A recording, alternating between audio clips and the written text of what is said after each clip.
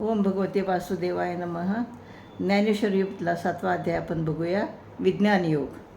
तर 6व्या अध्यायाच्या शेवटी स्वानुभवयुक्त ब्रह्मज्ञान प्राप्त झालेल्या ज्ञानयोग्याचे वर्णन करून श्रीकृष्ण अर्जुनास म्हणाले की तू ज्ञानयोग्य हो.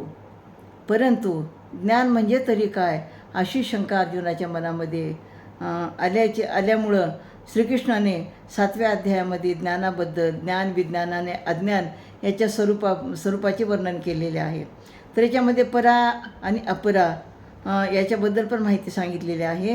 हे परा आणि अपरा हे भारतीय तत्त्वज्ञान, भगवद्गीता आणि उपनिषदामध्ये वापरले जाणारे संस्कृत शब्द आहेत.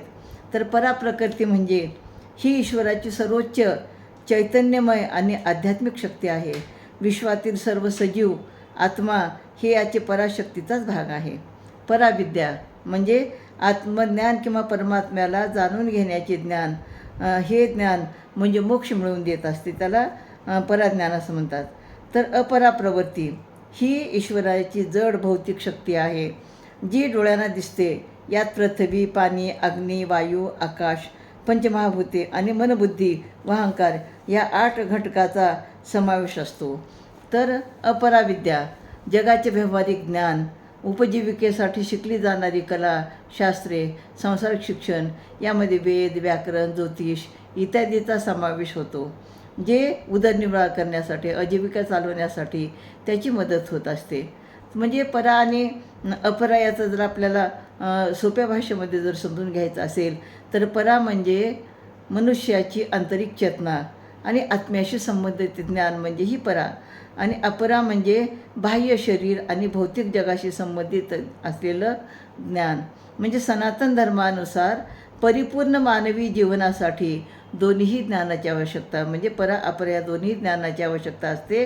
अपराविद्येमुळे जीवन जगणे शक्य होते आणि पराविद्येमुळं जीवनाचा खरा उद्देश म्हणजेच त्या जीवाला मोक्ष प्राप्त होते. परा वापरा प्रवृत्तीचे वर्णन करताना म्हणजे अष्टधा भिन्न प्रकृतीचे वर्णन केलेले आहे. आणि हे वर्णन करत असताना म्हणजे एक उदाहरण दिलेलं आहे की जसं हरिण मृगजळाकडे धावत असतं, पण ते मृगजळ म्हणजे काहीच नसतं, तसंच या जगातली माणसं त्या मृगजळाकडे धावत असतात, पण या जगातला खरा अधिष्ठाता मीच आहे असं भगवान श्रीकृष्ण म्हणतात. विश्व हे माझ्या ब्रह्मस्वरूपापेक्षा भिन्न नाही. म्हणजे हे विश्वामध्ये जे काही आहे सर्व व्यापक मीच आहे.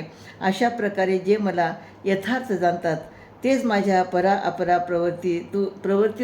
प्रकृतीरूपी माया नदी पार करून ते पुढे जातात. अर्जुना, मला भजणारे, माझी भक्ती करणारे लोक फार थोडे आहेत, आणि असे ज्ञानीच भक्त मला आवडत असतो. आणि काही लोक, अनेक भक्त अनेक देवताची उपासना करतात, पण अनेक देवताचे जे रूप आहे ते मीच आहे, आणि त्यामुळं त्यांचं जे इच्छित फळ आहे, ज्याच्यासाठी त्यांनी उपासना केली तर ते फळ मी त्याला देत असतो.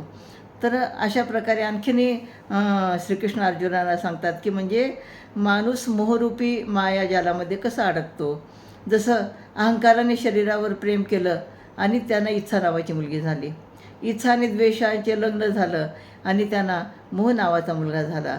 आणि मोहाला अहंकाराने मोठा केले, म्हणजे मोहमायामध्ये चांगल्या मार्गावर पाय ठेवायचे त्याला धैर्य होत नसतं.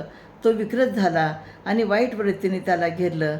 सामान्य लोक घाबरले आणि मायाजालामध्ये अडकले. म्हणजे अशा प्रकारे म्हणजे ज्या माणसामध्ये अहंकार, लोभ, मोह, माया, इच्छा, द्वेष आहे, तो ह्या मोहमाया जालामध्ये तो अडकत असतो. तर अशा प्रकारे भक्ताचे पण 4 प्रकार सांगितलेले आहेत. तर भक्ताचे 4 प्रकार सांगत असताना त्याच्या अगोदर त्यांनी सांगितले की सृष्टी कशी निर्माण झाली. तर ही अष्टधा प्रकृती आहे, यामुळे सृष्टी निर्माण झाली. म्हणजे जल, अग्नी, वायू, आकाश, पंचमहाभूते आणि चैतन्य यामुळं ही जीवसृष्टी निर्माण झालेली आहे. आणि सृष्टीमध्ये जीव निर्माण होत 84 लक्ष योनीमध्ये ते जन्म घेत असतात. तर अशा प्रकारे म्हणजे भगवंत कुठे असतो असाही प्रश्न जेव्हा पडला तेव्हा भगवंत सृष्टीमध्ये सगळीकडं आहे, तो सर्व व्यापक आहे, प्रत्येक गोष्टीत आहे. भगवंत ऋषीच्या तपात आहे, बलात आहे, बुद्धीमध्ये आहे, पाण्याच्या थेंबामध्ये आहे, वाऱ्याच्या स्पर्शामध्ये आहे, चंद्र आणि सूर्याच्या प्रकाशामध्ये आहे, आकाशातील शब्द आणि अग्नीतील तेज यामध्येही भगवंत आहे. तर मग भगवंत अशा ठिकाणी असतो. पण भगवंत कोठे कोठे नसतो? म्हणजे ज्या ठिकाणी सत्व रजतम हे गुण माझ्यापासून निर्माण झाले, तर माऊली म्हणाले की आकाशात ढग दिसतात, पण ढगात आकाश दिसते का? नाही.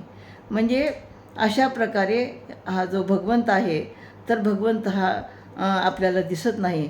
सृष्टी म्हणजे भगवंताचे अवयव. म्हणजे मातीचा माठ ओला असताना मातीत मिसळतो, पण भाजलेला माठ मातीत एकरूप होऊ शकत नाही. भगवंताला ओळखत नाही. याचं कारण म्हणाले की अहंकार. यामुळं माणूस ह्या मायाजालामध्ये अडकत असतो. माया ही नदी आहे असं म्हटलं तरी चालतं. तर ह्या माया नदी जी आहे, ती माया नदी कशी पार करायची?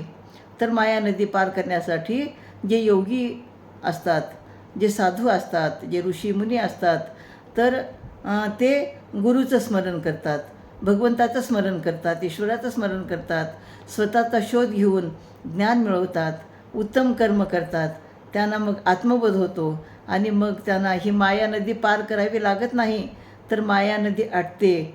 व हे जे आहेत म्हणजे ऋषीमुनी, तर ते माया नदी ते पार करतात आणि ते भगवंताशी एकरूप होतात.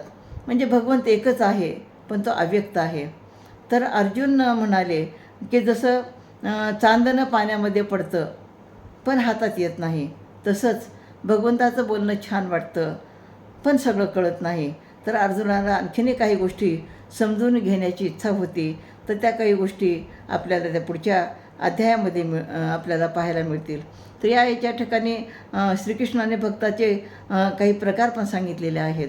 तर अर्थभक्त म्हणजे दुःख दूर करण्यासाठी ईश्वराची प्रार्थना करणारा असा भक्त असतो. जिज्ञासू भक्त असतो, म्हणजे काय आहे हे जाणून घेण्यासाठी भक्ती करणारा भक्त असतो. अर्थार्थी भक्त म्हणजे त्याला पैसे मिळावे, उत्पन्न त्याचं वाढावं, त्यासाठी भक्ती करणारी भक्त असतात. आणि ज्ञानी भक्त हे मला प्राप्त करून घेण्यासाठीच भक्ती करत असतात. तर ह्या 4 भक्तामध्ये म्हणजे श्रीकृष्णाला ज्ञानी भक्तच आवडतो आणि तो ज्ञानी भक्तच ईश्वराची प्रार्थना करून, उपासना करून तो ईश्वरामध्ये एकरूप होत असतो. तर अशा प्रकारे या अध्यायामध्ये म्हणजे अर्जुनाला जे काही प्रश्न पडले, ती काही प्रश्नाची उत्तरं या ठिकाणी मिळालेली आहेत. पण अर्जुनाला आणखीन वाटतं की आपल्याला आणखीन काही गोष्टी कळल्या पाहिजेत, समजल्या पाहिजेत. आणि ते पाहण्यासाठी आपण 8व्या अध्यायामध्ये ब्रह्मक्षरा निर्देश योग आपण पाहूया. ओम भगवते वासुदेवाय नमः.